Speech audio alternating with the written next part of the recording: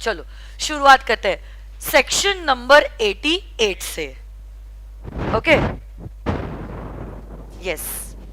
So I am just, जैसे मैंने आपको कल बताया था, I am opening my chart book in front of you all.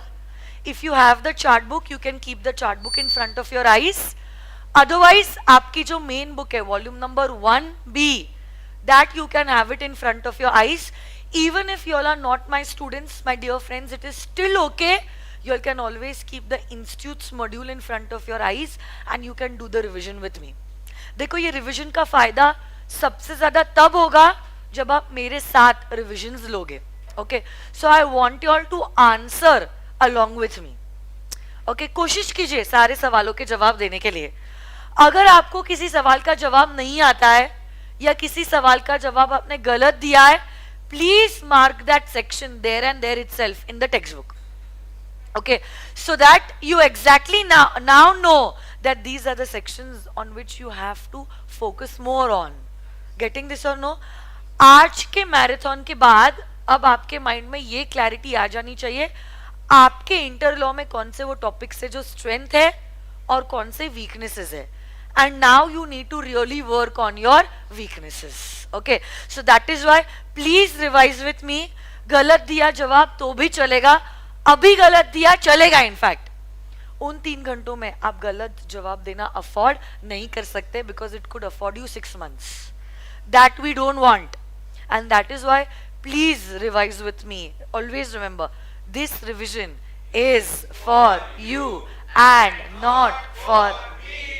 Okay, तो इसी से चलो शुरुआत की करते हैं हम लोग चैप्टर नंबर 7 की, कंपनीज एक्ट की, which is relating to management and administration.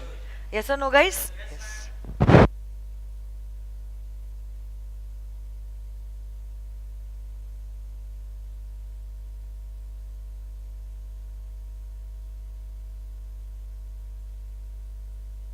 Okay, कोई बात नहीं. चलो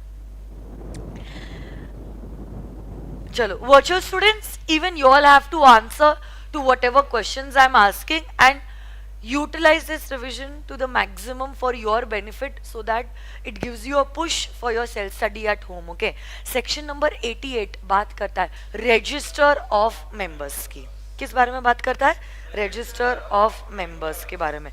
तो basically ये section जो कहता है every company is supposed to maintain a register of members, a register of debenture holders and a register of other security holders. सही या गलत? Every company, okay, every company, कोई भी कंपनी क्यों ना हो आप, हर एक कंपनी के लिए ये मैंडेटरी होता है कि वो इन रजिस्टर्स को बनाए. कौन से रजिस्टर्स को बनाए? वापस से बोले तो register of members, register of debenture holders and register of other security holders. यही रजिस्टर्स जो होते हैं कंपनी कहाँ पे रखती है, आप बता सकते हो? कंपनी के रजिस्टर्ड ऑफिस पे इसी को रखती है. बट अगर कंपनी किसी और प्लेस पे और जगह पे रखना चाहती है other than the company is registered office, उस जगह पे भी अपने ये रजिस्टर को रख सकती है, provided it will have to pass a special resolution. And इस जगह पे कंपनी के not less than 1/10 of the total members shall be rescinding. सही या गलत? तो देखो, सबसे पहली बात तो आपका रजिस्टर ऑफ मेंबर्स जो होता है वो मेंटेन होता है इन फॉर्म नंबर MGT1. इसी चैप्टर का सबसे पहला फॉर्म जो है is relating to register of members. किसी के पास एसी का रिमोट है क्या? दो ना प्लीज मुझे. Okay, MGT1 talks about register of members. यही register of members has to be kept at the companies registered office. Thank you so much. But अगर आप चाहो इस पर्टिकुलर रजिस्टर को कहीं और भी रख सकते हो. बट अगर आप कहीं और रखना चाहते हो तो आपको सबसे पहले तो पास करना पड़ेगा स्पेशल रेजोल्यूशन. और ये जो दूसरी जगह है, ये दूसरी जगह या तो हो सकती है within the local limits of the same city, town और village. Within the same city, town और विलेज. तो मैं कैंप के बदले या तो फिर से फॉर एग्जांपल प्रेस्टीज पॉइंट का जो हमारा ऑफिस है उधर हमें रखने चाहिए सारे registers because that is the companies registered office. But अगर हमें लग रहा है यहाँ पे जगह नहीं है, can we keep all our registers at our Gurukul?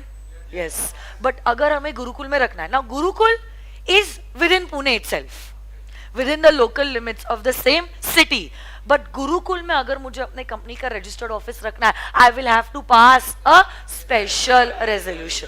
But उतना ही नहीं, अगर मैं चाहूँ मैं कंपनी के ये सारे रजिस्टर्स जो है ना आउटसाइड पुणे भी रख सकती हूँ, outside the local limits of the city in which the registered office is situated. जैसे कि say for example I want to keep it at the Delhi Gurukul.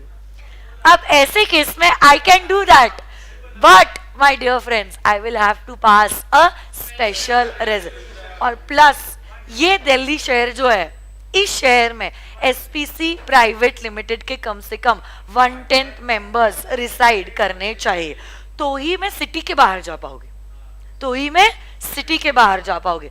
Otherwise I will not be able to go beyond the city. हाँ, मैं दूसरी जगह पे रख सकती हूँ within the same city, but उसके लिए भी मुझे एसआर पास करना जरूरी है. वापस से बताओ तो मुझे, आप 3 रजिस्टर्स मेंटेन करते हो under section number 88, register of members, register of debenture holders and register of other security holders. Register of members is maintained in form number MGT1. Register of debenture holders and register of other security holders is maintained in MGT2. Okay, आपका ये जो register होता है, this registers have to be situated at the company's registered office. This is the general rule.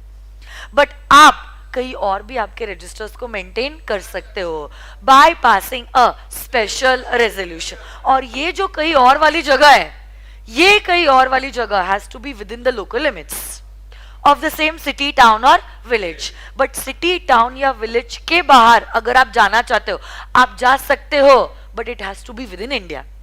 और उस जगह पे, उस शहर में या उस गांव में या उस टाउन में the companies at least 1/10 of the total number of members should be residing.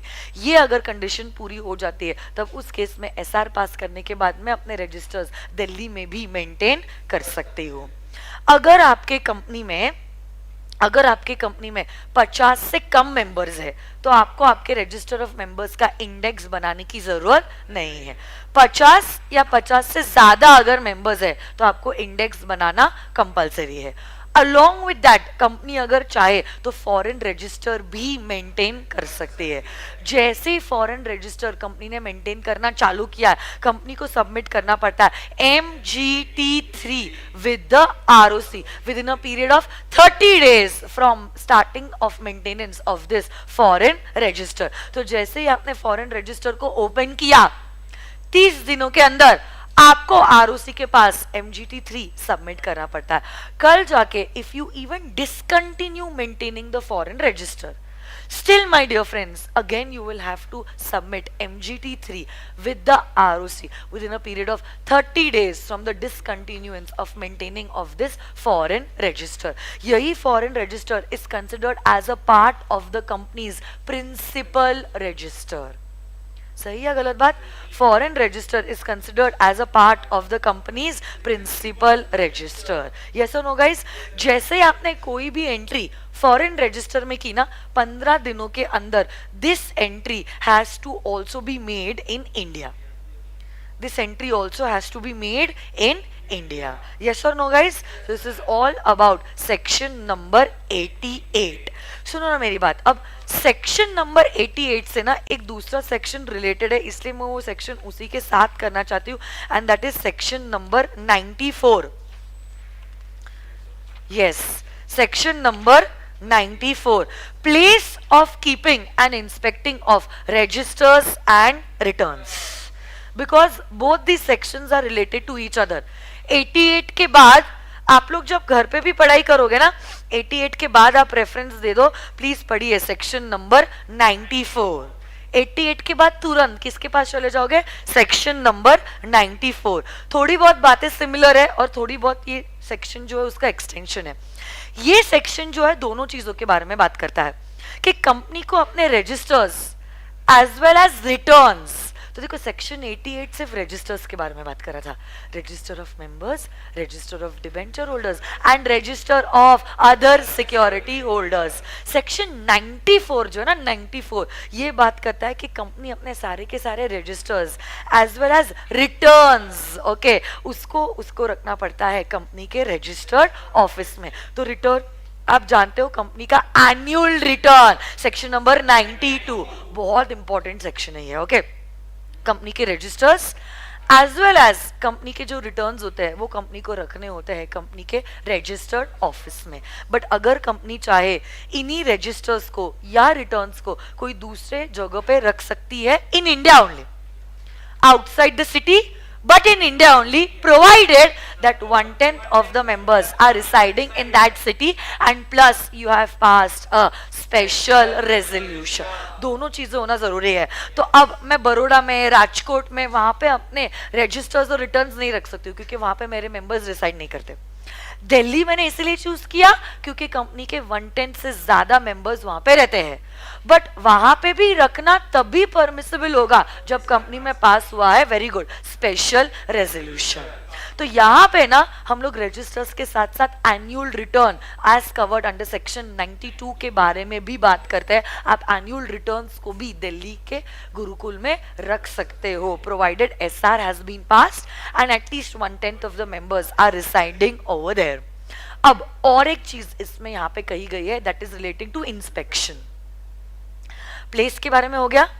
दूसरी चीज जो 94 में बताई गई है that is relating to inspection okay. Inspection के केस में कहा गया है आपके ये जो रिटर्न्स है और आपके ये जो रजिस्टर्स है they are open for inspection during the business hours. तो ऐसा नहीं है आपका जब मन करे आप चले जाते हो और आप रजिस्टर्स इंस्पेक्ट कर सकते हो। से फॉर एग्जाम्पल 1-2 दिन मुझे वीकेंड पे बैंगलोर में काम आ गया और मैं इन्फोसिस की मेंबर भी हूँ, काम दिन भर में कर लिया, अब मैं फ्री हो गई डिनर विनर करके, अब रात के 10 बजे रात के 10 बजे सुबह के 5 बजे क्या मैं यहाँ पे बैंगलोर के रजिस्टर्ड ऑफिस में इन्फोसिस के जा सकती हूँ to inspect all these documents? Even though I am a member, I will not be allowed to do that. Inspection is possible, but try to understand it has to be done during the business hours. Yes or no guys? जब मन करे रात के 12 बजे सुबह के 5 बजे आप इन रजिस्टर्स को और रिटर्न्स को इंस्पेक्ट नहीं कर सकते।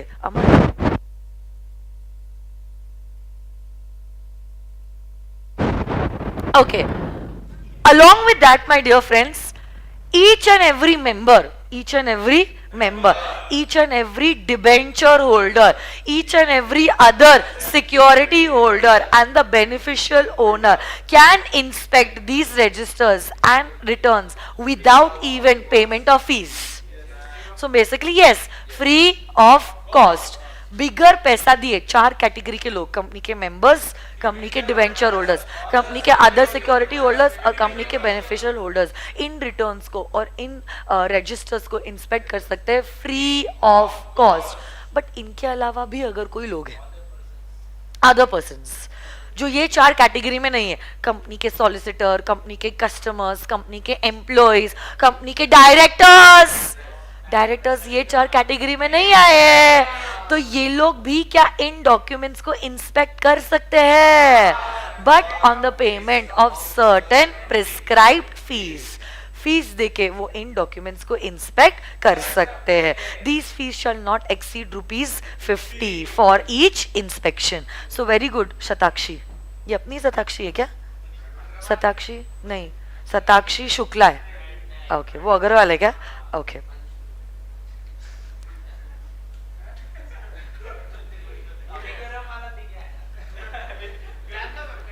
Along with that, my dear friends, सुनो ना मेरी बात, every member, debenture holder, other security holder and beneficial owner can also take the extracts during the business hours on the payment of certain fees, or if they want they can also take copies of these registers or returns. Okay, और ये copies इन्हीं लोगों को provide की जाएगी within a period of 7 days.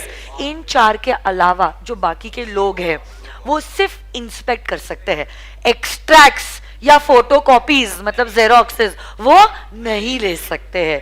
Okay हाँ, इसमें एक चीज है देखो, इसमें एक डॉक्यूमेंट आता है रजिस्टर में, that is register of members. There is an amendment. वैसे मैंने अमेंडमेंट क्लास में ऑलरेडी इस बारे में बता दिया था, बट मैं वापस से रिवाइज करूँ तो I want to revise the amendment also. सुनो मेरी बात. इसमें एक अमेंडमेंट है. One of the registers is the register of members. One of the registers is what? Register of members. तो देखो, any person can inspect the register of members, क्योंकि देखो, member, debenture holder, security holder and beneficial holder तो free of cost inspect कर सकता है. But दूसरे लोग भी जो ये 4 कैटेगरी में नहीं है, मतलब चाहे आप मेंबर हो ना हो, डिबेंचर होल्डर हो ना हो, सिक्योरिटी होल्डर हो ना हो, बेनिफिशियल ओनर हो ना, you have the right to inspect these registers. Register of members, register of debenture holders, register of other security holders and annual returns. अब रजिस्टर ऑफ मेंबर्स जो होता है, इस रजिस्टर ऑफ मेंबर्स में company के members के काफ़ी confidential information लिखी होती है, जैसे कि कंपनी के मेंबर्स के एड्रेस, कंपनी के मेंबर्स का पैन नंबर, उनका ईमेल आईडी, उनका यूनिक आइडेंटिफिकेशन नंबर, जैसे आधार कार्ड. कितना कॉन्फिडेंशियल डॉक्यूमेंट है. आधार कार्ड के बेसिस पे बहुत सारे कांड हो सकते हैं. तो अब आप सोचो, any person can inspect this particular registers. अगर आप member, debenture holder, security holder हो, बेनिफिशियल होल्डर हो, तब तो आप फ्री ऑफ कॉस्ट इंस्पेक्ट कर सकते हो. बट अगर आप नहीं भी हो तो पेमेंट ऑफ 50 रुपए में देके मेरे को जो इन्फॉर्मेशन मिल रही है वो लाखों की है. Are you understanding this? तो ये नहीं होना चाहिए, because these days there are a lot of scams after getting this particular information. तो इसीलिए एक बहुत अच्छा अमेंडमेंट लाया गया है और कहा गया anyone who wants to inspect these documents can inspect it. But register of members में मेंबर्स के ये 4 डिटेल्स जो है वो आपको एक्सेस नहीं दिया जाएगा. इस इंफॉर्मेशन को आप इंस्पेक्ट नहीं कर सकते. अच्छा, मेंबर का नाम, सरनेम, उतने कितने शेयर्स लिए, कब लिए, उतना ठीक है, ओके. बट ये एड्रेस वो कहाँ रहता है, इससे आपको क्या लेना देना है? Try to understand. उसका पैन नंबर, उसका ईमेल आईडी, उसका आधार कार्ड नंबर, इससे आपका कोई संबंध नहीं है और ये information confidential. We can not give the access to this information to every and any person. And that is why बहुत बढ़िया अमेंडमेंट लाया गया और कहा गया कि ये इंस्पेक्शन पॉसिबल नहीं है. हो सकता है एमसीक्यू इंस्टीट्यूट आपको पूछ ले कि कोई सॉलिसिटर आया या तो सिर्फ फॉर एग्जाम्पल कोई मेंबर ही आ गया और रजिस्टर ऑफ मेंबर्स इंस्पेक्ट करना चाहता है, तो वो तो फ्री ऑफ कॉस्ट कर सकता है या नहीं? मेंबर तो फ्री ऑफ कॉस्ट कर सकता है. बट हमारे डायरेक्टर्स ने उसको सारे जो हमारे मेंबर्स है उनका एड्रेस और ईमेल आईडी, पैन नंबर और आइडेंटिफिकेशन नंबर नहीं दिया. तो मेंबर कह रहा है मेरे साथ गलत हो रहा है, मेरे को सारा इंफॉर्मेशन नहीं दिया जा रहा है. क्या मेंबर के साथ गलत हो रहा है? After the amendment this 4 things will not be provided to any person who is inspecting these registers. अरे हो कि नहीं? Okay, so you will not get all these details. Along with that, section 94 में ही लिखा है, सुन रहे हो क्या आप लोग मेरी बात? section 94 में लिखा है आपका जो register of members होता है that has to be preserved permanently. तो जब तक कंपनी है तब तक आपका रजिस्टर ऑफ मेंबर्स भी रहेगा. Register of debenture holders and register of other securities has to be maintained up to a period of 8 years from the date of redemption, not from the date of issue, from the date of redemption. Along with that my dear friends, आपने जो भी 92 के अंदर मतलब annual returns जो file किए वो भी आपको प्रिजर्व करने रखते हैं within a period for a period of 8 years from the date of filing. अब आप लोग जानते हो foreign register is considered as the principal register. तो जो प्रिंसिपल रजिस्टर के लिए नंबर्स है वही इसके लिए भी एप्लीकेबल हो गए. दस foreign register of members also has to be maintain permanently. And foreign register of debenture holder and foreign register of other security holders has to be maintained for a period of 8 years from the date of redemption. So this is about these 2 sections, 88 and 94. Did you get this? एक बार वापस से revise करें फिर आगे जाए. 88 इस chapter को यहाँ पे ही खत्म कर लो। 88 जो है वो ये कहता है हर एक कंपनी को अपने 3 रजिस्टर्स मेंटेन करने होते हैं, register of members, register of debenture holder, register of other security holder. Register of members is maintain in form number MGT1, register of debenture holders and register of other security holders is maintain in MGT2। यही registers company को maintain करने होते हैं company के registered office में। और अगर company चाहे किसी और जगह पे with in the same city maintain कर सकती है by passing at special residence. In fact company जो है ना वो सिटी के बाहर भी जा सकती है, बट कंपनी को अगर सिटी के बाहर जाना है SR तो पास करना पड़ेगा, बट उस जगह पे जहां पे वो जा रही है वहां पे कंपनी के कम से कम 1/10 मेंबर्स रिसाइड करने चाहिए। यस और नो गाइस? फिर अगर कंपनी चाहे फॉरेन रजिस्टर भी मेंटेन कर सकती है। जैसे ही कंपनी ने फॉरेन रजिस्टर ओपन किया, कंपनी को ROC के पास फॉर्म नंबर MGT3 सबमिट करना होता है। If it discontinues maintaining the foreign register, again it will have to submit MGT3 with the ROC। जैसे ही आपने फॉरेन रजिस्टर में एंट्री की, तुरंत 15 दिनों के अंदर आपने इंडिया में वो जो रजिस्टर मेंटेन किया उसमें भी उस बारे में अपडेट करना पड़ेगा। That is about section number 88। 88 से इंटर करेक्टेड 94 था, तो 94 कहता है place of keeping registers and other documents and returns. तो पहली बात तो इसमें अब 92 का एनुअल रिटर्न भी आ जाता है। उस वाले सेक्शन में हमने सिर्फ देखा था MGT1 and MGT2 and MGT3। यहाँ पे हम MGT7 मतलब एनुअल रिटर्न के बारे में भी बात कर रहे हैं। तो आपको आपके सारे के सारे रजिस्टर्स एज वेल एज आपका एनुअल रिटर्न रखना होता है कंपनी के रजिस्टर्ड ऑफिस पे। वहां पे नहीं तो आप रख सकते हो किसी दूसरे शहर में जहां पे SR पास किया है और कंपनी के कम से कम 1/10 मेंबर्स रिसाइड करते हैं। Member, debenture holder, security holder, beneficial holder in registers और रिटर्न्स को इंस्पेक्ट कर सकता है फ्री ऑफ कॉस्ट। इनके अलावा भी अगर कोई भी बंदा इंस्पेक्ट करना चाहता है कर सकता है on the payment of certain fees not exceeding ₹50 for every inspection. But अगर आपको कोई एक्सट्रैक्ट्स लेनी है या आपको कोई फोटोकॉपीज लेनी है, this can only be taken by members, debenture holders, security holders and beneficial owners, and these copies have to be given to the respective person within a period of 7 days। आपका register of member has to be maintained permanently. जब तक company है तब तक आपका register of member भी रहेगा।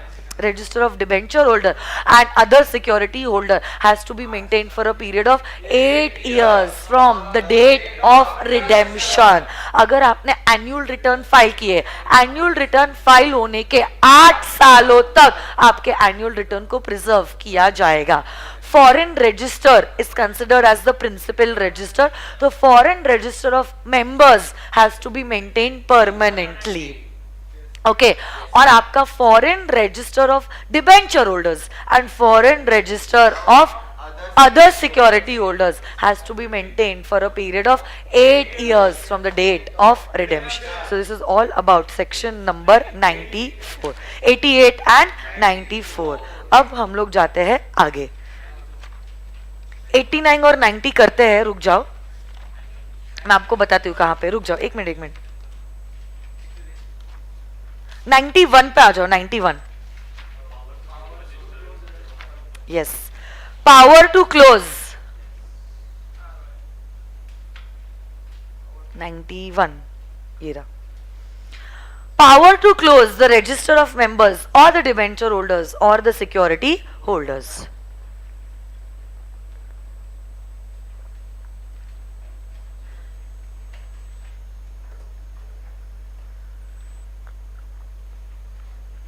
Okay सुनो मेरी बात। अब अगर कंपनी चाहे क्या अपना register of members, register of debenture holders and register of other security holders को क्लोज कर सकते हैं।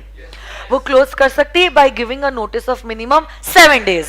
अगर आपकी पब्लिक लिस्टेड कंपनी है, हो सकता है सेबी ने कुछ और कम समय का टाइम दिया होगा, तो उसके हिसाब से आप नोटिस देके आपके इन रजिस्टर्स को क्लोज कर सकते हो। बट याद रखना एक वक्त पे आप 30 दिनों से ज्यादा के लिए आपके रजिस्टर्स को क्लोज नहीं कर सकते, और कंप्लीट ईयर में आपके जो रजिस्टर्स है they can not be close for a period of more then 45 days. Yes और नो गाइस? पक्का? एक मिनट,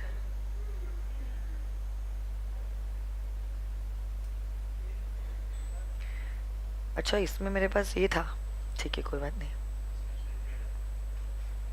मेरा एक पीपीटी था ना इसके ऊपर, मेरे को मिल रहा नहीं है वो पीपीटी क्लोजिंग वाला, बट मुझे पता है। हाँ बराबर।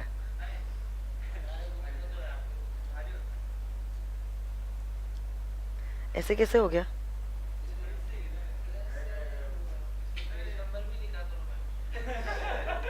और कुछ बेटा अभी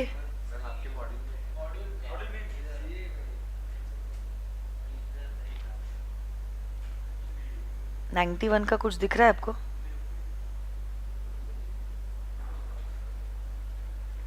88 89 है और 92 है, 91 ही नहीं है। कौन से मॉड्यूल? अच्छा वैसा दिखा दो, ऐसे बोल रहे हो क्या आप?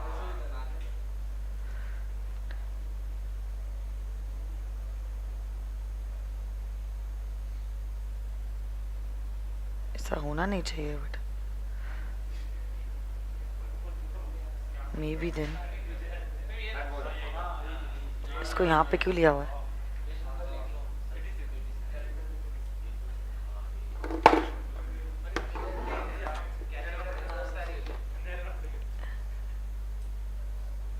इसको यहाँ पे हटा देते हो।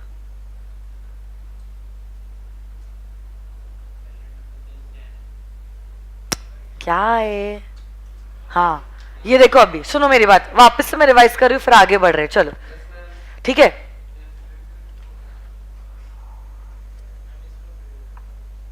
सुनो मेरी बात, आप आपके register of members, register of debenture holders, register of security holders को अगर चाहो तो क्लोज कर सकते हो, जिसके लिए आपको देना पड़ेगा 7 days का नोटिस।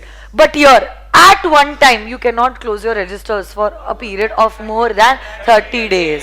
बट एक कंप्लीट साल में आप 45 days से ज्यादा आपके रजिस्टर्स को क्लोज नहीं कर सकते। This is all about section number 91। 88 हो गया, 91 हो गया और 94 हो गया। अब और एक छोटे सेक्शन पे आ जाओ, which is relating to section number 92, annual returns. And this section is like really very important. Okay, section number 92 किसके बारे में बात कर रहा है? एनुअल रिटर्न्स के बारे में बात कर रहा है। ओके ये सेक्शन कहता है एनुअल रिटर्न का, I'll just open the chart book.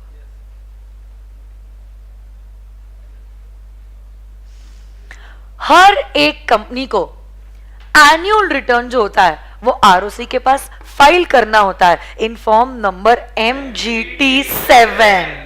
Okay सिर्फ हमने एक थोड़ा सा प्रिविलेज दिया है, अगर आपकी ओपीसी है या आपकी स्मॉल कंपनी है तो इतने सारे डिटेल्स आपको लिखने की जरूरत नहीं है, थोड़ी बहुत डिटेल्स आप लिखते हो और आप सबमिट करते हो MGT7A। What is more important in this particular section is who signs the annual return. Who signs? ये हिला क्या पूरा का पूरा? Who signs the annual return? तो सुनो मेरी बात, this annual return is signed by the director along with the company secretary of the company. अगर कंपनी के पास सपोज कंपनी सेक्रेटरी नहीं है तो ऐसे केस में this particular annual return will be filed with the director along with the company secretary in practice. तो अगर आपकी कंपनी के पास कंपनी सेक्रेटरी नहीं है तो ऐसा नहीं है आप सिग्नेचर नहीं लोगे, डायरेक्टर के साथ साथ आप किसी प्रैक्टिसिंग कंपनी सेक्रेटरी की सिग्नेचर लोगे इन फॉर्म नंबर MGT7। वापस से मुझे बोलो क्योंकि उसके ऊपर MCQ भी आ सकता है, केस स्टडी बेस्ड क्वेश्चन भी आ सकता है। एवरी ईयर इनफैक्ट मैं ये भी डिस्कस कर लेती हूँ, कब तक आपको सबमिट करना पड़ता है MGT7? Within a period of 60 days from the completion of the AGM.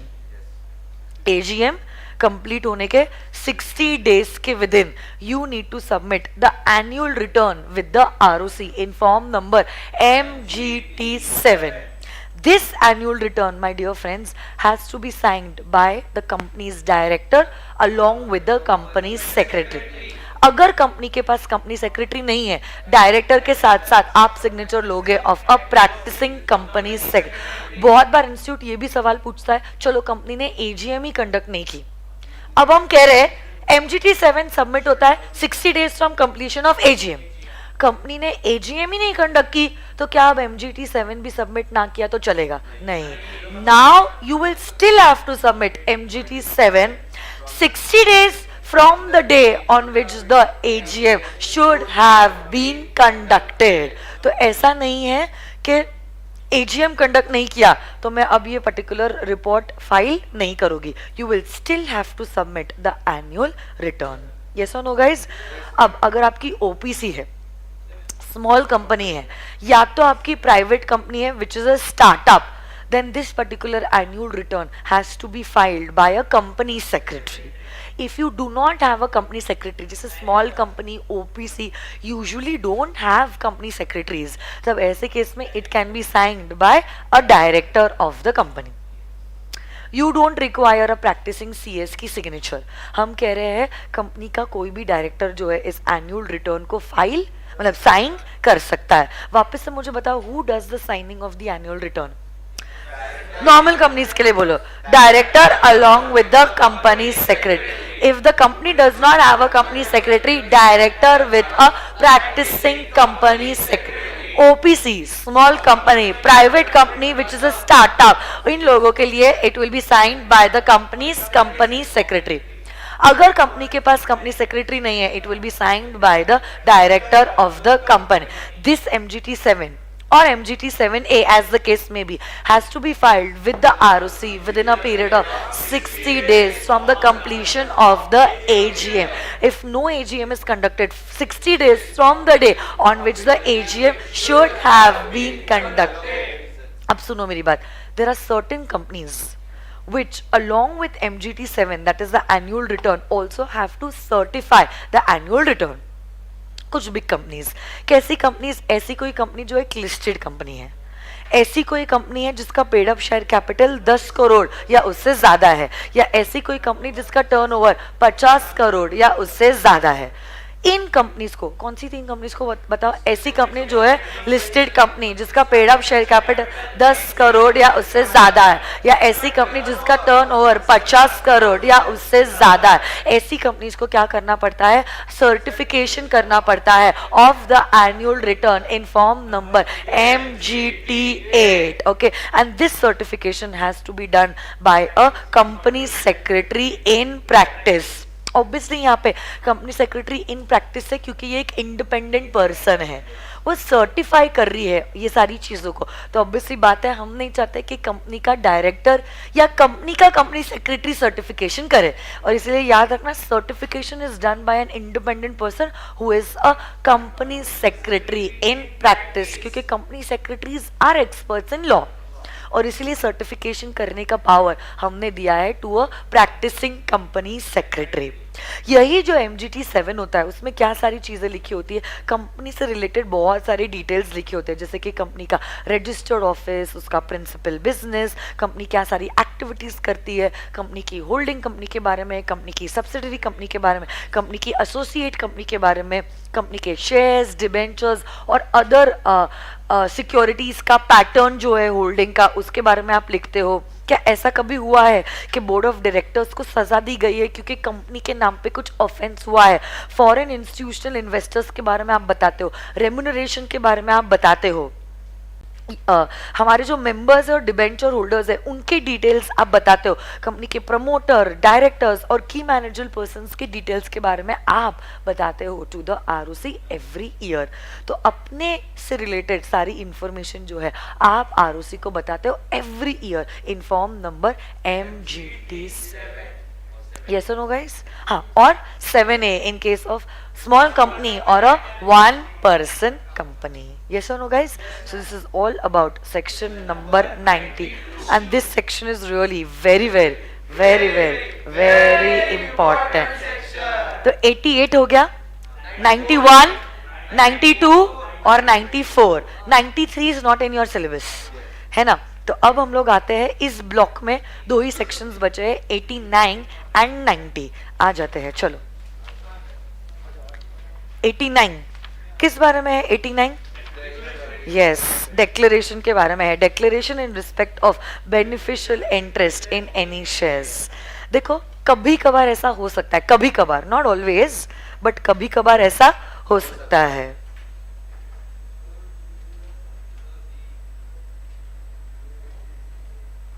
Okay, yesterday's जो लेक्चर था ना, जो सिर्फ कुछ टेक्निकल ग्लिच के वजह से, यूट्यूब के वजह से सिर्फ 1 hour 38 minutes दिख रहा था.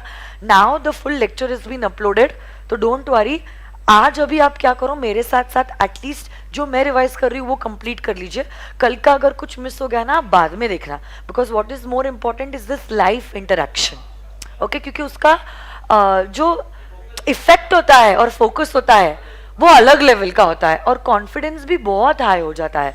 और वैसे भी वो प्री रिकॉर्डेड है, अब तो कल का समय आने नहीं वाला है, वो बाद में ही देखो ना. अब जो लाइव है आप उस पर कॉन्सेंट्रेट कीजिए, ठीक है? वो जो टेक्निकल ग्लिच था यूट्यूब की तरफ से ही था, नथिंग फ्रॉम आवर एंड, वो हो गया है solve, don't worry. So that lecture is available, will not and will never be remove from YouTube. So be rest assured, उस चीज का टेंशन आप भूल जाओ. अभी आप ये मोमेंट पे रहो, और अभी आप क्या कीजिए, जो मैं रिवाइज कर रही हूँ अभी क्लास के साथ साथ ही, मैं तो बोल रही हूँ चैप्टर नंबर 5, 6, 7 कंप्लीट कर दो. मैंने कल के कंपैरिजन में आज थोड़ी सी पेस कम रखी है, मैं डबल बार रिवीजन ले रही हूँ. अगर आप देख रहे हो, पहले मैं पढ़ा रही हूँ, फिर वापस से आपको सवाल पूछ रही हूँ, बिकॉज मैं चाहती हूँ ये चैप्टर आज के आज कंप्लीट हो जाए आपके, तो उतना वर्कलोड कम रहेगा. क्योंकि कल मैंने देखा था चैप्टर 1, 2, 3 अच्छा हुआ था आपका, 4 में आपका हुआ ही नहीं था, या तो आप थक गए थे या तो आपका चैप्टर अच्छे से हुआ ही नहीं था, तो इसीलिए हाँ फ्लो ब्रेक हो गया था इसीलिए. So that is why I thought today double time लगे चलेगा. आज का दिन मैंने डेडिकेट किया, it is okay, it should get completed here and here itself. तो घर पे आपको एफर्ट्स उतने कम लगेंगे, ठीक है? और अगर आप नहीं चाहते तो I just constantly keep on doing one after the one, जैसे भी आप कम. इससे क्या हो जाएगा ना, कंप्लीट हो जाएगा, यहाँ पे टेंशन की बात ही नहीं रहेगी, ठीक है?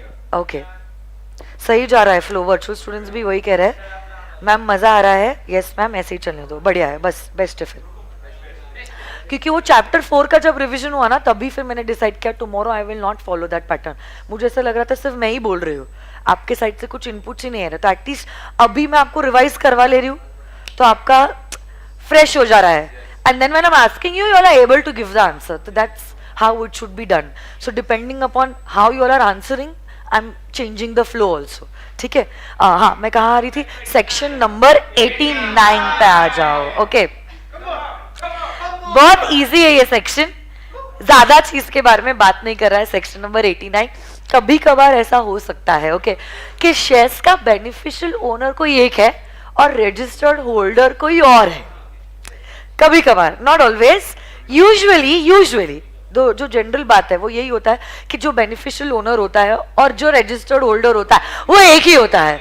बट कभी कभार ऐसा हो सकता है कि कंपनी का रजिस्टर्ड होल्डर कोई एक और बेनिफिशियल होल्डर कोई और है, जैसे कि होल्ली ओन्ड सब्सिडरी कंपनीज के केस में होता है. मैंने एग्जाम्पल दिया था कि हम लोग स्विट्जरलैंड चले गए, हमने आपको अपॉइंट किया था, है ना? तो रजिस्टर्ड होल्डर जो है वो आप हो, आप ही सारा डिटेल्स देख रहे हो, और बेनिफिट्स जो है बेसिकली हमको मिल रहे हैं. या मैंने दीपिका और रणबीर का एग्जांपल दिया था, हमारा एग्जांपल दिया था ना. हाँ, तो रजिस्टर्ड होल्डर कोई एक जिसका नाम रजिस्टर ऑफ मेंबर्स में लिखा गया है, बट बेनिफिशियल होल्डर जो है वो और कोई है.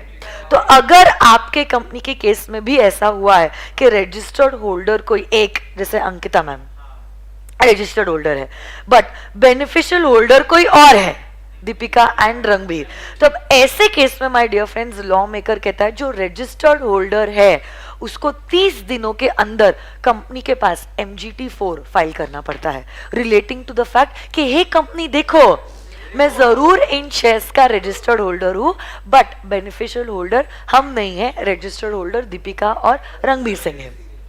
साइमल्टेनियसली एक साइड पे जहां पे मैं MGT4 जो है वो कंपनी के पास 30 दिनों के अंदर फाइल करती हूँ, even Deepika and Ranbir have to file MGT5 with the company within a period of 30 days. और वो लोग उल्टा कहेंगे, वो लोग कहेंगे हे कंपनी देखो, भले ही हम बेनिफिशियल होल्डर है बट इन शेयर्स के रजिस्टर्ड होल्डर जो है वो अंकिता मैम है। तो अब देखो, सबसे पहले तो रजिस्टर्ड होल्डर कंपनी के पास जाता है फॉर्म नंबर MGT4 के साथ within a period of 30 days. Beneficial holder जाता है कंपनी के पास with MGT5 within a period of 30 days. और कंपनी ROC के पास जाती है in form number MGT6 within a period of 30 days. This is all that is given in this particular section. सिर्फ एक चीज को याद रखना, ये सेक्शन गिफ्ट के केस में एप्लीकेबल नहीं होता है। हमने एक केस भी देखा था, एम्मा ने अपने शेयर्स कुछ गिफ्ट किए थे कैथी को जो उसकी सिस्टर थी। गिफ्ट के केस में मैंने अगर आपको शेयर्स गिफ्ट किए हैं, समझने की कोशिश करो, now you are the owner. See if I gift you something, you are the complete owner of that particular thing. I will not have any right on the gift that I have given to you. तो gift के case में तो आप registered holder भी होते हो और आप बेनिफिशियल होल्डर भी होते हो। देखो, एक बार मैंने आपको कुछ दे दिया as a gift, will I still continue to have the rights on that particular goods? No, now these belong to you and the benefits associated will also belong to you. आप रजिस्टर्ड होल्डर भी रहते हो और आप beneficial holder भी रहते हो, तो इसलिए 89 जो है वो गिफ्ट के केस में अट्रैक्ट नहीं होता है। That is all that is given under section number 89। एक बार वापस से रिवाइज करते हैं, फिर जाते हैं 90 के पास। पहली बात तो, क्या कंपनी के केस में ऐसा हो सकता है कि लीगल मतलब रजिस्टर्ड होल्डर कोई एक बट बेनिफिशियल होल्डर कोई और है? ऐसे केस में लॉ मेकर कहते हैं रजिस्टर्ड होल्डर को फाइल करना पड़ता है MGT4 with the company within a period of 30 days. Simultaneously beneficial holder file करता है MGT5 with the company within a period of 30। Company ROC के पास फाइल करती है MGT6 with, that is it. तो अब देखो, MGT 1 2 3 4 5 6 सारे हो गए रजिस्टर ऑफ मेंबर्स, 7 और 7A भी हो गया और MGT 8 भी हो गया। क्या बात है। 1 रजिस्टर ऑफ मेंबर्स, फिर register of debenture holders, other security holders MGT 2, foreign register MGT 3, 4 5 6 is registered holder, beneficial holder, company to ROC in MGT 6, MGT 7 annual return, MGT 7A annual return for OPC and small company, MGT 8 certification of the annual return। क्या बात है यार, impressed, very good। और 89 जो है is not applicable in case of gifts। अब आ जाइए section number 90 पे। 90 सेक्शन नंबर 90। ये देखो, ये मैंने बहुत सारे केसेस जो है सेक्शन नंबर 90 के डिस्कस किए थे। ये केस 1 2 3 4, क्या तुम्हें याद है? तो ये जो सेक्शन 90 जो है, it talks about a significant beneficial owner. It talks about what? Significant beneficial owner. Significant beneficial owner कौन है? Significant beneficial owner, I am just sitting, okay. Significant beneficial owner is an individual, okay, जो क्या कर रहा है, company को indirectly control कर रहा है। सामने नहीं आ रहा है बट पीछे से कहीं ना कहीं या किसी के थ्रू क्या कर रहा है, कंपनी के अफेयर्स को कंट्रोल कर रहा है। बट उसने क्या किया है, डायरेक्टली अपना चेहरा नहीं दिखाया, बीच में किसी को लाके वो पीछे कहीं छुप गया है। तब ऐसे केस में लॉ मेकर कहते हैं, हे सिग्निफिकेंट बेनिफिशियल ओनर, आपकी जिम्मेदारी है कि अगर आप कंपनी के SBO हो। अब सवाल आता है, who is an SBO according to the rules? Okay, वैसे तो एक्ट में कहा है 25%, but according to the rules there is a lower number prescribed. और फिर हम एक्ट और रूल दोनों को मद्देनजर रखते हुए इसी कंक्लूजन पे आएंगे, yes the number that is relevant for you is 10%। ये पर्टिकुलर प्रोविजन कहता है कोई भी बंदा, any individual who is holding at least, मतलब not less than, okay, 10% of the shares in the company is holding at least 10% of the shares of the company, or he is holding at least 10% of the voting power, or he is getting at least 10% of the dividend of the company, okay, will be known as a significant beneficial owner. वापस से देखो, who is a significant beneficial owner?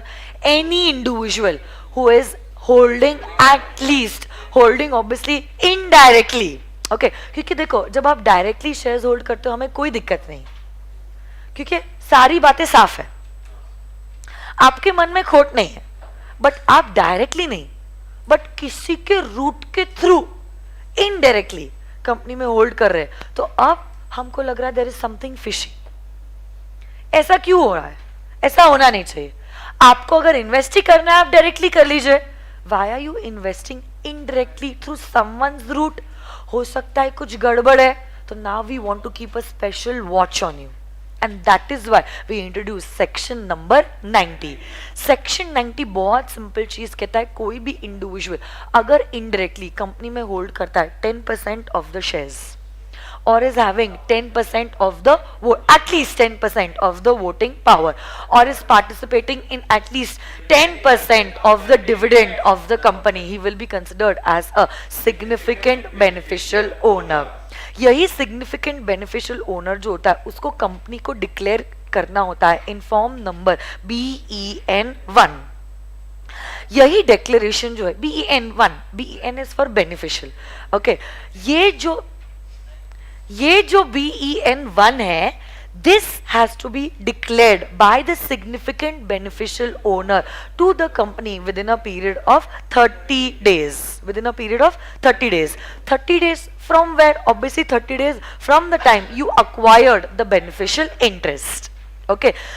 90 days अभी आपके लिए relevant नहीं है, because ये section के कमेंसमेंट से 90 डेज ऑलरेडी एक्सपायर हो चुके हैं. वो ट्रांजिशन फेज था, ट्रांजिशन फेज एक्सपायर होके भी काफी समय हो चुका है.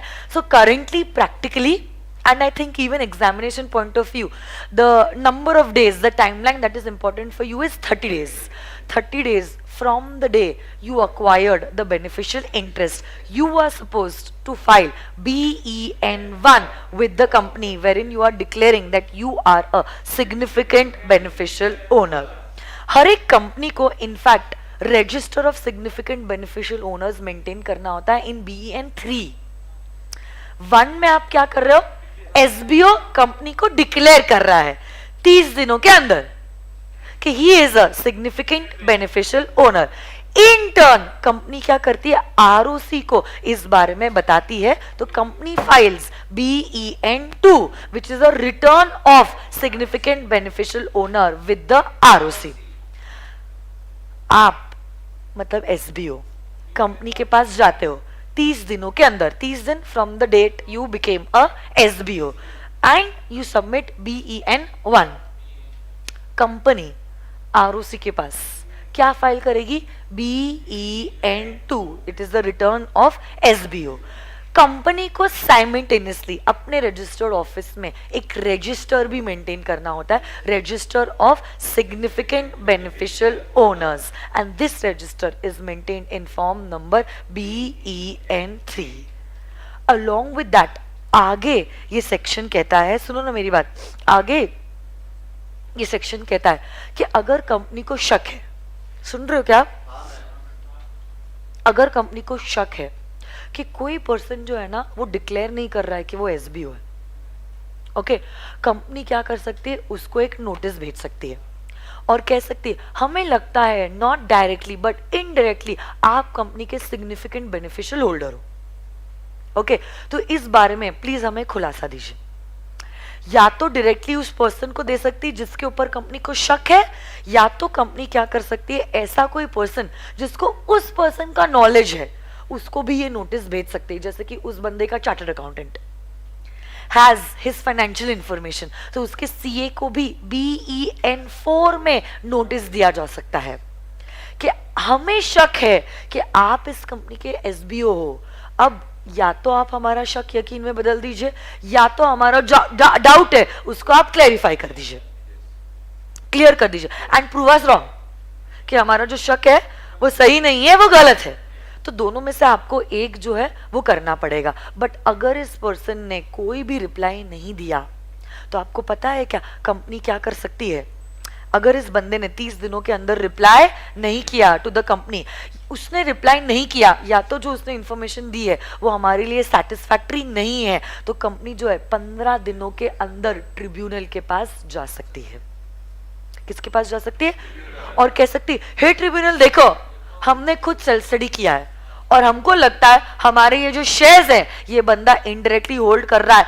हमको शक भी हुआ, हमने उसको बोला भी, बट फिर भी उसने कोई रिप्लाई नहीं दिया, या जो उसने रिप्लाई दिया उसका हमें सेटिस्फैक्टरी जवाब नहीं मिला है। अब ये बंदे का इरादा सही नहीं है, प्लीज आप इसके अगेंस्ट एक्शन लीजिए। ट्रिब्यूनल जो है वो क्या कर सकता है? उन शेयर से एसोसिएटेड सारे राइट्स जो है उसको सस्पेंड कर सकता है, छीन सकता है। अब ऐसे केस में ट्रिब्यूनल का ये ऑर्डर आ गया, ओके, ट्रिब्यूनल जो है ये ऑर्डर देती है और उसके बाद क्या होता है, my dear friends, these rights that were attached to those shares will be suspended. अगर मैं चाहती हूँ ये शेयर्स के राइट्स सस्पेंड ना हो 1 साल के अंदर, I will have to go to the tribunal and I will have to prove it to the tribunal. But अगर ये नहीं भी हुआ तो ऐसे केस में ट्रिब्यूनल आपको पता है क्या कर सकता है? Tribunal can also transfer your shares to the IEPF। So this is all about section number 90। मैं वापस से कहना चाहती हूँ और जिस्ट ऑफ सेक्शन नंबर 90 सुन लो मेरी बात। कोई भी SBO जो है, who is an SBO? Yes, ऐसा कोई पर्सन जो इनडायरेक्टली कंपनी के 10% शेयर्स, 10% वोटिंग पावर या 10% डिविडेंड में पार्टिसिपेट कर रहा है, उसकी जिम्मेदारी है कि वो BEN1 30 दिनों के अंदर कंपनी को सबमिट करे। कंपनी को BEN2 ROC के पास फाइल करना होता है। साइमल्टेनियसली कंपनी को BEN3 में रजिस्टर ऑफ SBO मेंटेन करना पड़ता है। अगर कंपनी को शक है कि कोई बंदा जो है वो SBO है, कंपनी एक नोटिस उसको दे सकती है इन BEN4, या तो उसको या तो ऐसे कोई पर्सन को, chartered accountant is just an example, act में लिखा है ऐसे कोई पर्सन को जिसको उस पर्सन के बारे में नॉलेज है। Okay, CA is just an example that I gave you to understand। Okay, तो अब अगर उस बंदे ने रिप्लाई नहीं किया या उसने जो रिप्लाई किया है वो इंफॉर्मेशन हमें सेटिस्फैक्टरी नहीं लगी, तो कंपनी जो है वो ट्रिब्यूनल के पास जा सकती है within a period of 15 days और ट्रिब्यूनल ऑर्डर पास कर सकती है कि उसके ये जो शेयर्स है हम उनके राइट्स को सस्पेंड कर देंगे। और जैसे ही ट्रिब्यूनल ने ऑर्डर पास किया, my dear friends, what will happen? All the rights attached will be now suspended. अगर हम चाहते हैं ये राइट्स अटैच्ड हमारे सस्पेंड ना हो, हम ट्रिब्यूनल के पास जा सकते हैं within a period of 1 year. अगर ये बंदे ने इतना भी 1 ईयर के अंदर भी ट्रिब्यूनल के पास नहीं गया, तब अब ट्रिब्यूनल ऑर्डर पास करने के बाद उसके ये जो शेयर्स है वो ट्रांसफर कर देगी to IEPF। This is all about section number 90। तो ऐसे करके 88 हो गया, 88 रजिस्टर ऑफ मेंबर्स, 89 ये डिक्लेरेशन, अरे हाँ है ना, 90 हो गया SBO, 91 भी हो गया, किस बारे में 91? Power to close the registers of members, 92 annual return, 93 तो है ही नहीं, and 94 is inspection, place of keeping also and inspection both is covered under section number 94। 95 तो ठीक है, ये रजिस्टर्स जो होती है प्राइमा फेसी एविडेंस होते हैं, prima facie not conclusive. Evidence दो टाइप के होते हैं, प्राइमा फेसी होते हैं और कंक्लूसिव होते हैं। ये रजिस्टर्स और रिटर्न्स क्या होते हैं? Prima facie evidence. This is 94। तो हमारा ये पूरा ब्लॉक जो है वो कंप्लीट हो गया। नहीं हुआ 95? मैंने क्या बोला? ओ आई एम सो सॉरी, 95 बात कर रहा था कि ये जो रजिस्टर्स और रिटर्न्स होते हैं, मैं वही कहना चाहती थी, are a prima facie evidence, conclusive नहीं है। कैसे है? प्राइमा फेसी एविडेंस है। तो ऐसे करके हमारा 88 से 95 ये पूरा ब्लॉक जो है which is relating to administration and management, basically relating to all registers and returns is completed.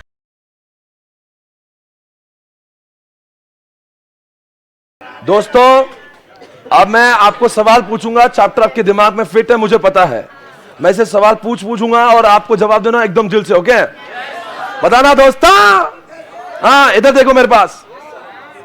मैं आपसे एक सवाल पूछता हूं, मैं पूछता हूं, बताओ डिविडेंड के लिए पैसे इस साल के चलेंगे और इस साल ना हो तो कहां से लेंगे? फ्री रिजर्व से लेंगे। और क्या दोनों का कॉम्बिनेशन भी कर सकते हैं? आप देख रहे होंगे ये जो है ना, ये पूरा चैप्टर सिर्फ 2 ही चार्ट में समाया हुआ है। अगर आपने 2 चार्ट ही कर लिया तो इसका समझ लो कि आपने पूरा चैप्टर ही रिवाइज कर लिया। इसलिए जब भी आप ऐसे करो तो आपको चार्ट बुक तो दी होगी, जहां से आपने नहीं लाई होगी। ओके, कोई बात नहीं, आगे बढ़ेंगे आपसे। क्या बच्चों, क्या डिविडेंड डिक्लेयर करते समय क्या रिजर्व में पैसा ट्रांसफर करना जरूरी है?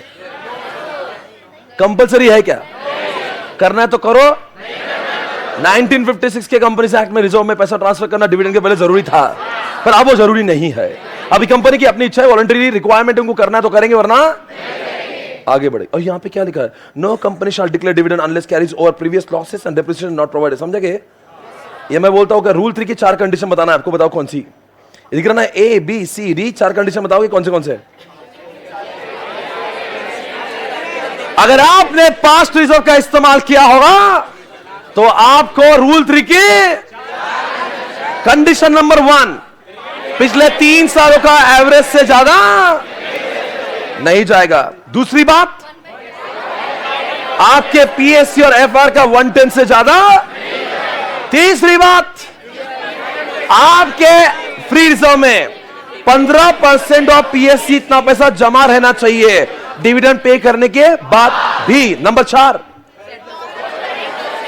यहां पे लिखा है इन्होंने कि first to be utilize for set off the losses including financial year, यानी कि इस साल का फाइनेंशियल ईयर का लॉस और प्रीवियस ईयर का फाइनेंशियल लॉस दोनों को माइनस करने के बाद ही करना जो करना है।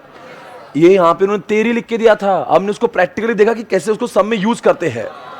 और आपको अगला सवाल मैं पूछूंगा, मालूम है एक कंपनी ने सेक्शन नंबर 73 या 74 में लोगों से डिपॉजिट का पैसा लिया था पर वापस नहीं दिया, या उसके इंटरेस्ट के पैसे वापस नहीं दिए। लोग अपने पैसे मांग रहे थे, हमें हमारा पैसा। लोगों का पैसा देने का नाम नहीं, लोगों का दिवाला अपने घर पे। आप तब तक डिविडेंड डिक्लेयर नहीं कर सकते हो जब तक आपने लोगों का पैसा, यानी कि सेक्शन नंबर 73, 74 में लोगों का पैसा चुका दो। उसके बाद में जो बचे जाएं तो ही उसका इस्तेमाल डिविडेंड के लिए करें। आगे बढ़ेंगे। एक बात मैं पूछूं आपसे, सेंट्रल गवर्नमेंट को इस साल लॉस हुआ है? अरे बोलो, हुआ है। उसके बाद उन्होंने क्या करना चाहिए? अब 2 इसके इंटरप्रिटेशन। एक, आईसीए के मुताबिक वो डिविडेंड दे ही नहीं सकते। सामान्य इंटरप्रिटेशन क्या दे सकते हैं, पर उनको ये कंडीशन का फालतू फॉलो करने की जरूरत नहीं, क्योंकि वो गवर्नमेंट हो, क्यों फॉलो करेगी? अगला सवाल मित्रों, दुनिया में 2 टाइप के डिविडेंड होते हैं, इंटरिम, एक final. Any dividend which is declared between 2 AGM is called as interim. Any dividend which is declared on the AGM is called as? It is proposed by BOD, approved by Board of Director. Interim. Proposed by BOD, approved by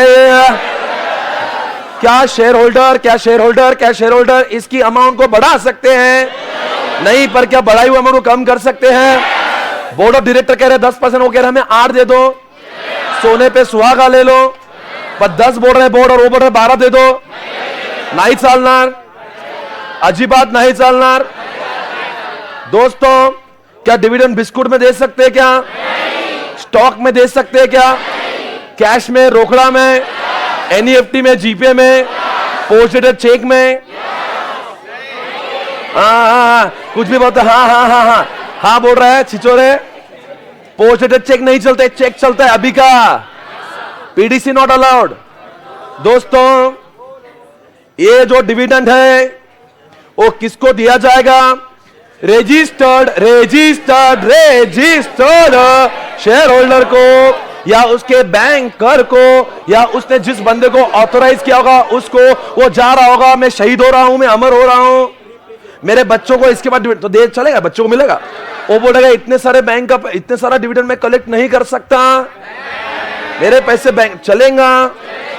एक इंसान ने, अक्षय कुमार ने year 1 में, 2 में, 3 में, 4 में 7 साल तक डिविडेंड ले, अब क्या होगा? उसके सारे शेयर्स कहां जाएंगे? दोस्तों, डिविडेंड डिक्लेयर करने के कितने दिन बाद शेड्यूल बैंक में जाना चाहिए और कितने दिनों में उसको मिल जाना चाहिए? और उसको नहीं दिया तो 18% का इंटरेस्ट लगेगा कंपनी को, और डायरेक्टर को 2 साल तक की सजा हो सकती है, और फाइन 1000 रुपए मिनिमम लग सकता है। बोलो हाँ या ना? दोस्तों, अगर 30 साल तक हम दे रहे थे, अरे दे रहे थे पर वो ना आई, हम दे रहे थे पर वो डिविडेंड लेने ना आई, 7 दिनों के बाद कहां जाएंगे? उड़ा में जाने के बाद कितने साल तक इंतजार करेंगे? 7 साल में भी नहीं आई, आईपीएफ में डाल देंगे। इधर देखो 90 डेज के बारे में कुछ बोलो। आईपीएफ में नहीं, उड़ा में आने के 90 डेज के बाद में लिस्ट जारी करते क्या ये सारे लोग हैं इन्होंने अभी तक भी अपना पैसा, आपके आसपास ऐसे लोग मिलेंगे तो जरूर बताओ, उनको बोलो अपना पैसा उड़ा से लेके जाएं। मित्रों एक बात है आपके सभी के लिए बहुत काम की है, आप बताएं उड़ा में पैसा 37 डे पे डालना था पर आपने 1 साल बाद डाला, इंटरेस्ट लगेगा कि कितना परसेंट का? 12% का, 12% का, 12% का इंटरेस्ट लगा देंगे। एक बात मैं कहना चाहूंगा, बोल रहा हूं, 126 सेक्शन की बात करेंगे, अबेंस की बात करेंगे। ए ने बी को बेचा, नाम ए का ही है, डिविडेंड ए को ही मिलेगा, नाम बी का आ गया, बी को मिलेगा। ए ने बेचा बी को, नाम अभी भी ए का, बी कर रहा है अप्लाई, सेक्शन नंबर 126, ना डिविडेंड इसको ना उसको जाएगा अबेंस में। ऐसे समय पे वो आएगा बोनस इश्यू, ऐसे समय पे आएगा राइट इश्यू, ना मिलेगा ए को ना मिलेगा वो जाएगा। दोस्तों एक बात पूछ रहा हूं, 125 में 11 सेक्शन है, 125 सब सेक्शन 1, इसका निर्माण सीजी करेगा। 125(2) कहां से पैसा आएगा? 3 में कहां पे पैसा? नंबर 4 में अगर अप्लाई करना तो 5 फॉलो करना, 5 में 9 लोग हैं, 9 में कौन से लोग हैं? एक चेयरपर्सन, एक सीईओ, 7 मेंबर्स। सब सेक्शन 6 की बात करेंगे, इसका एडमिन कौन देगा, इसको रिसोर्सेस कौन देगा? सब सेक्शन 8 में क्या होगा? They are suppose to maintain the books of account. Sub section number 9 members appointed in section number 5 will be spending on। Sub section 10 और 8 में क्या कनेक्शन है? 8 में अकाउंट्स बनेगा, 10 में क्या होगा? ऑडिट होगा। और सीएजी ऑडिट करके रिपोर्ट किसको देगा? एक बात पूछू क्या? 127 में सॉरी 125 सब सेक्शन 11 में अब सीजी ये रिपोर्ट बना के पार्लियामेंट को देगा, ये भी क्लियर है। एक ही पॉइंट बाकी है, 127 में ऐसी कौन सी 5 कंडीशन है जहां पे आपको कंपनी को इंटरेस्ट नहीं लगता और डायरेक्टर को फाइन नहीं लगती? क्या तुम्हें याद है? अच्छे से पढ़ के निकालो, पहले जल्दी से याद करो, टाइम नहीं अपने पास। मित्रों हम आपको आईसीए की ओर ले जाएंगे। Are you ready for it? ICA के क्वेश्चन आप सॉल्व कर पाएंगे? बोलो कर पाएंगे नहीं कर पाएंगे? पक्का श्योर अबाउट दिस एवरीवन? हम आपको ऐसा एकदम भारी वाला पेपर दिखाते हैं। Ready for it?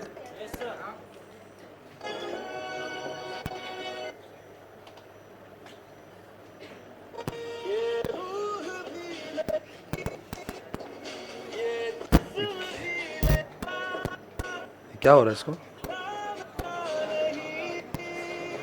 क्या है जरा ठीक कर इसको। दोस्तों मैं आपके सामने आईसीए के पेपर ला रहा हूं। Are you ready for it everyone? कहां पे मिलते हैं पेपर्स? वही जा रहा हूं आपके पास में।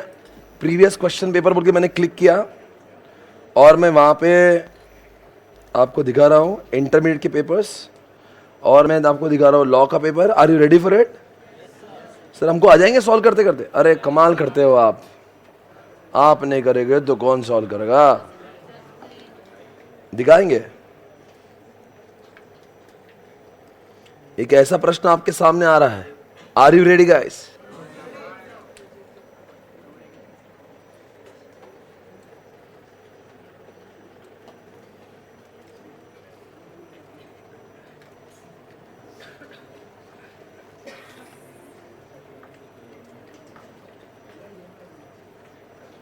आपके सामने आ रहा है, 3 मार्क के लिए क्वेश्चन है and this paper is coming from अभी जो खत्म हुआ था एग्जामिनेशन, जिसका नाम है May 22 का आईसीए का पेपर है। दिख रहा है? क्वेश्चन चेक करो, महसूस करे। देखो आ गया पेपर आपके सामने।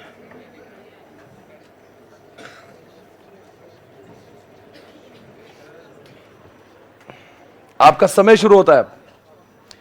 SKS limited issued 8% 1.5 lakh redeemable preferences issue किया, which are liable to redeem within the period of, क्या लिखा है, due to COVID-19 pandemic the company is neither a position to redeem the preferences nor to pay dividend. COVID लग चुका था, lockdown चल रहा था, जिसकी वजह से डिविडेंड वो पे नहीं, इन इच्छा थी पर लॉकडाउन चल रहा था। The company with the consent of redeemable preferences 70% the value made a petition.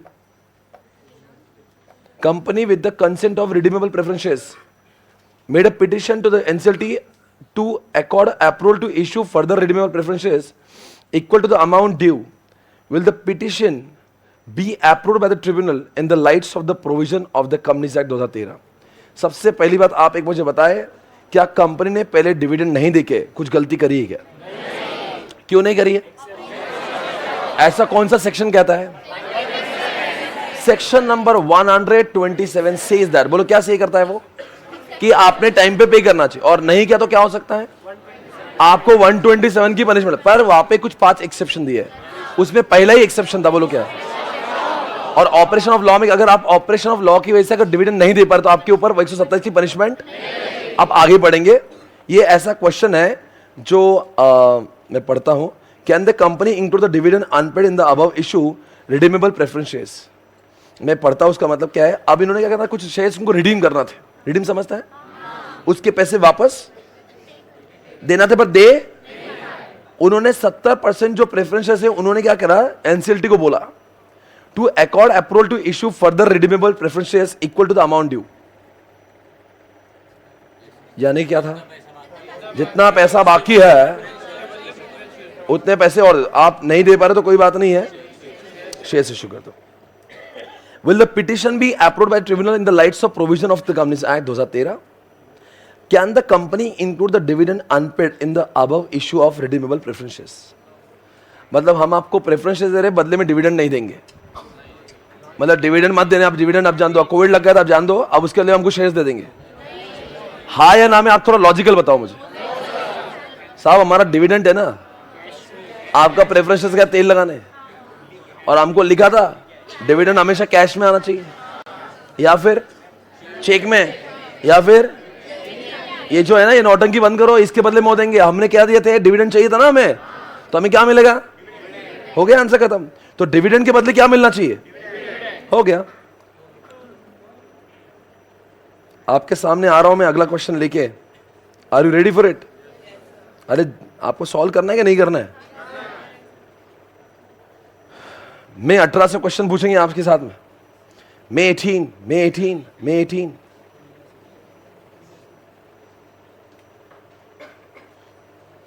ये रिकॉर्डेड वाला कॉन्सेप्ट समझ में आया क्या?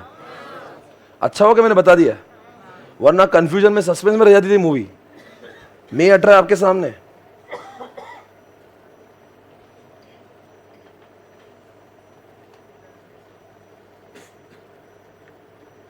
क्या है ये भी आपका नहीं है।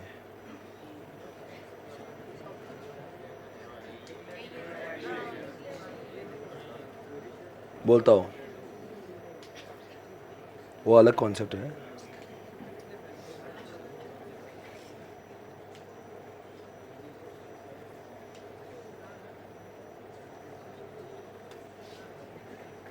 बोलना चाहता हूं मैं, बोलो या नहीं बोलो? सर ये पेपर्स क्यों दिखा रहे हैं आप?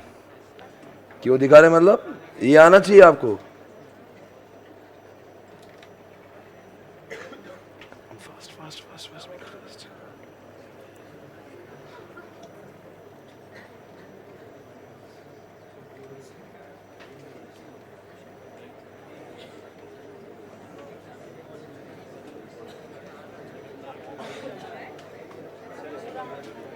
मैं पढ़ रहा हूं, एक क्वेश्चन जरा ध्यान से देखना। सी रोमन 1 दिया आपके सामने। YZ Limited is a manufacturing company, has a proposed dividend of 10% out of the current year profits. The company has earned 910 crore during 17-18. Does not intend to transfer any amount to general reserve. वो बोल रहे हम लोग सिर्फ dividend में देंगे, हमको reserve में 1 रुपया भी ट्रांसफर नहीं करना है। अलाउड कि नहीं अलाउड है? तो आप कैसा इसका आंसर लिखोगे? एज पर सेक्शन नंबर 123, क्या बोल रहा है वो सेक्शन? रिजर्व ट्रांसफर करना जरूरी है कि नहीं जरूरी है? कंपनी की इच्छा तो करेंगे, अगर यहां पे नहीं करना है तभी भी अलाउड है कि नहीं अलाउड है? हो गया। यहां पे देखना, Karan was holding 5,000 equity shares of 100 each. Final call 10 रुपए per share was not paid by the Karan. Examine with the reference to the relevant provision the amount of dividend Karan should receive. अब क्या हुआ ना, ये करण जो हवला है ना, इसने खुद ने 10 रुपए दिए नहीं थे कंपनी को। करण शेयर होल्डर है, उसने अभी तक 100 रुपए के शेयर के लिए 90 दिए थे, तो कंपनी को करण से 10 रुपए लेना बाकी थे। अब इन्होंने क्या करा, ये 100 रुपए का एक शेयर है, डिविडेंड डिक्लेयर जो हो रहा है उनका, अब ये 5,000 इक्विटी शेयर्स ऑफ 100 ईच का था, और आप मुझे बताओ डिविडेंड डिक्लेयर किया 10%, तो आपको कितना देना था उसको? और यानी कि दोस्तों यहां पे 5,000 शेयर्स जो है उसके 100 रुपए ईच ये शेयर का प्राइस है। तो आप मुझे बताएंगे 10% डिविडेंड कितना होता? यानी एक शेयर का डिविडेंड कितना है? 10 रुपए, तो 5,000 के कितने होंगे?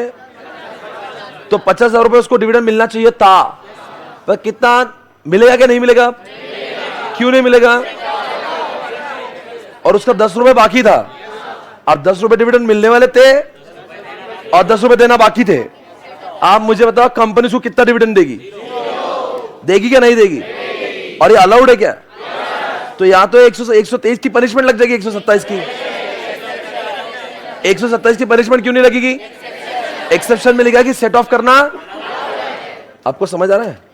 ये 3 मार्क और फिर 3 mark. Are you feeling confident guys? इस तरह से हर अटेम्प्ट में आपको 6-6 मार्क के लिए क्वेश्चन यहां पे पूछे जाते हैं, कभी 5 कभी 6 मार्क्स के क्वेश्चन। देखते एक बस लास्ट पेपर लेता हूं मैं समझाने के लिए कि आपको आ रहा है कि नहीं आ रहा है। ये है 2 मार्क के लिए क्वेश्चन आपके सामने। Are you ready guys? PQ Limited declared and paid 10% dividend to all the shareholder except Kumar, यानी कि Sunny Leone, who instructed the company to deposit the dividend amount directly to the bank. The company accordingly remitted dividend, but the bank returned the payment on the grounds that the account number जो कुमार ने यानी कि Sunny Leone ने जो अपना account number दिया था वो टैली नहीं हो रहा है।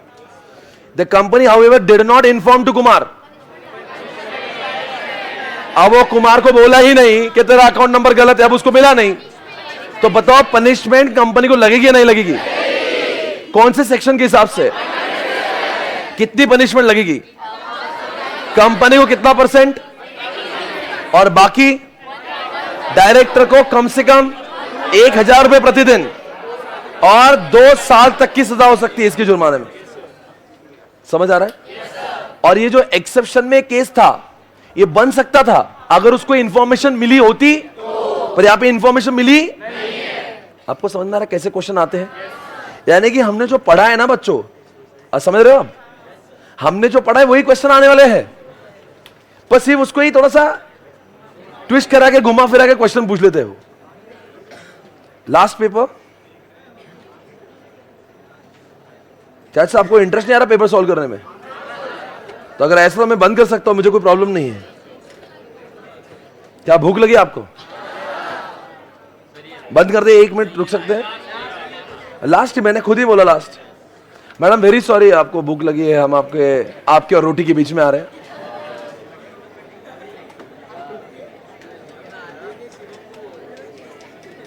हो सका तो माफ कर देना।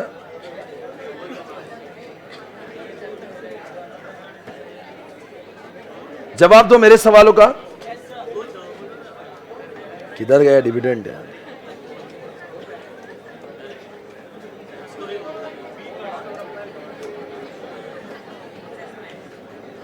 देखते कितने लोग इस सवाल का जवाब देंगे। आज का लेक्चर खत्म होगा और कितने लोग हाथ ऊपर कर, कितने लोग सही का जवाब आ रहा है। आप पढ़ेंगे, मैं कुछ नहीं बोलूंगा।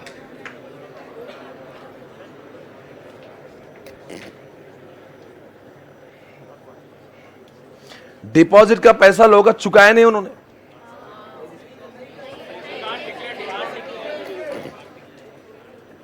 और फिर भी 20% डिविडेंड देने की इच्छा रखते हैं वो लोग, दे पाएंगे नहीं दे पाएंगे? तो ये क्या बोलेंगे आप इसको? ये क्या करेंगे? ये डिक्लेयर करना चाह रहे, कर सकते क्या नहीं कर सकते? तो अगर ये कर रहे होंगे तो ये लॉ का वायलेशन कर रहे हैं. Whether the company can declare dividend for the financial year in which it incurred losses. ये रोमन 1 अलग क्वेश्चन है. रोमन 2 में पूछ रहे अगर इस साल लॉस हुआ, इस साल पैसे नहीं है, तो क्या फिर भी हम लोग डिविडेंड डिक्लेयर कर सकते हैं क्या? कहां से लाएंगे? हाँ, उसके लिए रूल 3 की कितनी कंडीशन होंगी? कंडीशन 1 पिछले 3 साल का average. Condition 2 10% of FR plus paid up share capital. तीसरा कंडीशन 15% ऑफ PS. इतना पैसा आपके फ्री रिजर्व में जमा रह जाना चाहिए. और चौथा कंडीशन लॉस को सेट ऑफ करेंगे या नहीं कर सकते? बताओ कितने लोगों का सही में आंसर रिकॉल हुआ? Are you feeling confident on this chapter? ये पेपर लेने का मेरा एक ही मकसद था कि मैं बताने की कोशिश कर रहा था कि जो हम लोग पढ़ते हैं और जो क्वेश्चन थे वो मैचिंग है. अभी आप ऐसे कितने भी क्वेश्चन सॉल्व करो, I think you are able to do it. Are you feeling confident guys? Are you feeling confident everybody? I will see you later. Take care. Bye bye guys.